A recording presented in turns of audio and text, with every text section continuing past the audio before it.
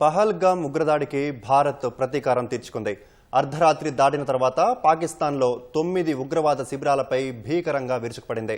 Operation Sindoor పేరుతో లష్కరే తోయిబా, జైషే మహమ్మద్, హిజ్బుల్ ముజాహిద్దీన్లకు చెందిన ఉగ్రవాద శిబిరాలను నేలమట్టం చేసింది. పాక్ గగనతలంలోకి ప్రవేశించకుండానే శత్రుమూకల భరతం పట్టింది. ఉగ్రదాడి చేసి ఎక్కడ దాక్కున్నా వెంటాడి వేటాడతామని గట్టి సందేశాన్నిచ్చింది. భారత్ జరిపిన దాడుల్లో 26 మంది మరణించగా 46 మంది గాయపడినట్లు పాక్ సైనిక ప్రతినిధి ధృవీకరించారు. జైషే మహమ్మద్ అధినేత మసూద్ అజర్ కుటుంబ సభ్యులు 10 మంది మృతి చెందారు.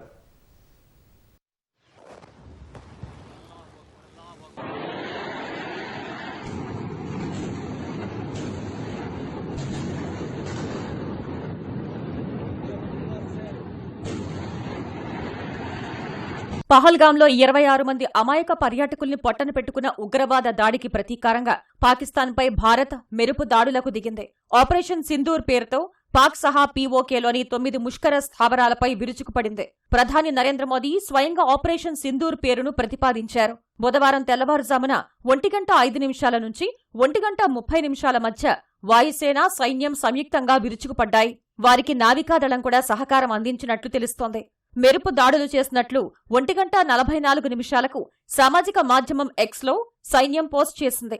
ఉగ్రవాదులకు సంబంధించి 9 స్థావరాలను విజయవంతంగా ధ్వంసం చేసినట్లు వివరించింది. భారత దాడులు చేసిన 9 స్థావరాల్లో 4 పూర్తిగా పాక్ భూభాగంలో ఉన్నాయి. మిగిలిన 5 పాకిస్తాన్ ఆక్రమిత కశ్మీర్లో ఉన్నాయి. భారత నిఘా వర్గాలిచ్చిన సమాచారంతో త్రివిధ దళాలు తీవ్రవాద శిబిరాలను లక్ష్యంగా చేసుకున్నాయి. Financial action task force FATF grey list నుంచి బయటపడి IMF ఆర్థిక సాయం పొందుతున్న పాకిస్తాన్ ఉగ్ర శిబిరాలకు ఆరోగ్య కేంద్రాల ముసుగు తొడిగింది. బయటకు ఆరోగ్య కేంద్రాల మాదిరి కనిపించేలా చేసి లోపల ఉగ్రవాదులకు ఆశ్రయం, శిక్షణ క్యాంపులను పాక్ నిర్వహిస్తోంది. ఈ శిబిరాలకు మౌలిక సదుపాయాలు కల్పించడం సహా ఉగ్రవాదులకు పాక్ నిఘా సంస్థ ISI, పాక్ సైన్యంలోని స్పెషల్ ఆపరేషన్ గ్రూప్ శిక్షణ ఇస్తున్నట్లు తెలుస్తోంది. ఆ శిబిరాలను భారత సైన్యం, వాయుసేన లక్ష్యంగా చేసుకున్నాయి.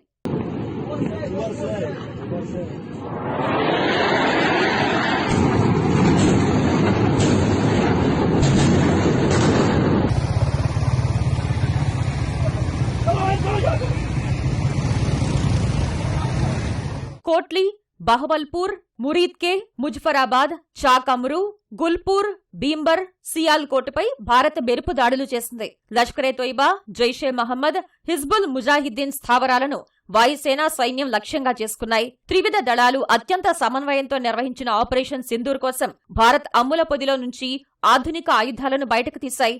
ఆత్మాహుతి డ్రోన్లు, స్కాల్ప్ క్షిపణులు, హ్యామర్ బాంబుల్ని వాడినట్లు ప్రాథమికంగా తెలుస్తోంది. ఆత్మాహుతి డ్రోన్లు నిర్దేశిత లక్ష్యాలతో పాటు కదులుతున్న లక్ష్యాలను ఛేదించేందుకు వినియోగిస్తారు. ఫ్రాన్స్ అభివృద్ధి చేసిన స్కాల్ప్ క్షిపణుల్ని శత్రు దేశాల్లోకి చొచ్చుకు వెళ్లి దాడి చేసేందుకు వినియోగిస్తారు.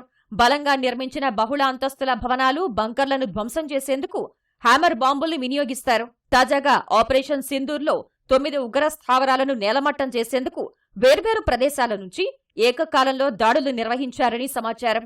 ఇందుకు వైమానిక దళం, సైన్యం, నావికాదళం పరస్పరం సమన్వయం చేసుకున్నట్టు తెలుస్తోంది. అతిపెద్ద ఉగ్ర స్థావరాలైన బహవల్పూర్, మురిద్కేలను ధ్వంసం చేసే బాధ్యత వాయుసేన స్వీకరించినట్టు తెలుస్తోంది. ఇక మిగిలిన వాటి సంగతి సైన్యం తీసుకుంది.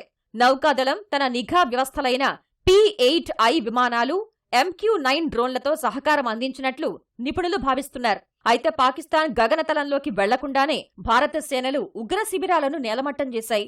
భారత దాడులతో పాక్ వైపు భారీగానే నష్టం వాటిల్లినట్లు తెలుస్తోంది. భారత్ చేసిన దాడుల్లో పాక్లోని పంజాబ్ రాష్ట్రం బహవల్పూర్లో పలు నిర్మాణాలు కుప్పకూలాయి. అనేక మందిని ఆస్పత్రులకు తరలించారు. తన కంచుకోట బహవల్పూర్లో జైషే మహమ్మద్ అధినేత మసూద్ అజర్కు కోలుకోలేని దెబ్బ తగిలింది. మసూద్ అజర్ కుటుంబ సభ్యులు 10 మంది సహా మొత్తం 14 మంది మృతి చెందారు. ఈ విషయాన్ని మసూద్ అజర్ వెల్లడించాడు. తన పెద్ద సోదరి, ఆమె భర్త, మేనల్లుడు, అతడి భార్య, మరికొందరు కుటుంబ సభ్యులు మృతి చెందినట్లు చెప్పాడు. మురీద్కేలో ఉగ్రవాదులకు ఆశ్రయం కల్పిస్తున్న నిర్మాణాలు దెబ్బతిన్నాయి. వాటి వద్ద పెద్ద సంఖ్యలో పాకిస్తాన్ సైనికులు మోహరించారు.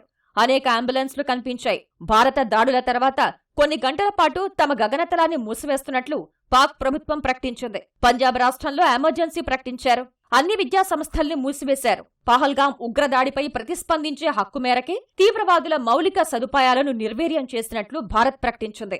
ఉగ్ర స్థావరాలు నాశనం చేయకుండా ఉగ్రవాదం అంతం చేయలేమని భారత విదేశాంగ శాఖ కార్యదర్శి విక్రమ్ మిస్రీ చెప్పారు. ఆపరేషన్ సింధూర్పై విదేశాంగ శాఖ, రక్షణ శాఖ సంయుక్త మీడియా సమావేశంలో విక్రమ్ మిస్రీ పాల్గొన్నారు. లష్కరే తోయిబా, జైషే మహమ్మద్పై నిషేధం ఉన్నందున టీఆర్ఎఫ్ పేరుతో తీవ్రవాద కార్యకలాపాలు సాగిస్తున్నారని చెప్పారు. భారత్పై మరిన్ని దాడులు జరిగే అవకాశం ఉందని నిఘా వర్గాలు చెప్పాయని, అందుకే ఉగ్ర స్థావరాలను ధ్వంసం చేశామని విక్రమ్ మిస్రీ తెలిపారు.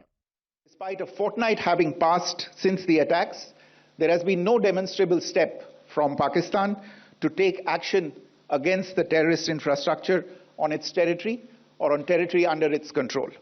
Instead, all it has indulged in are denials and allegations. Our intelligence monitoring of Pakistan-based terrorist modules indicated that further attacks against India were impending.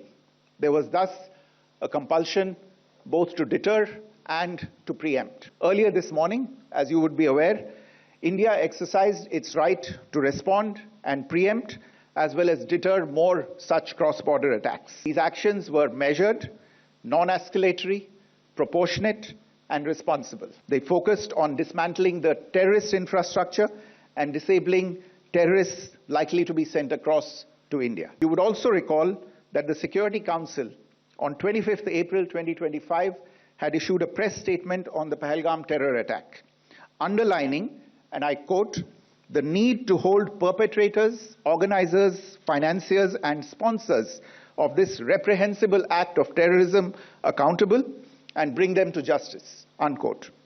India's latest actions should be seen in this context. Bharat చేపట్టిన operation సింధూర్ను ప్రధాని నరేంద్ర మోదీ స్వయంగా పర్యవేక్షించారు. దాడులు మొదలైనప్పటి నుంచి ముగిసేంత వరకు ఆయన పర్యవేక్షించారని అధికార వర్గాలు వెల్లడించాయి.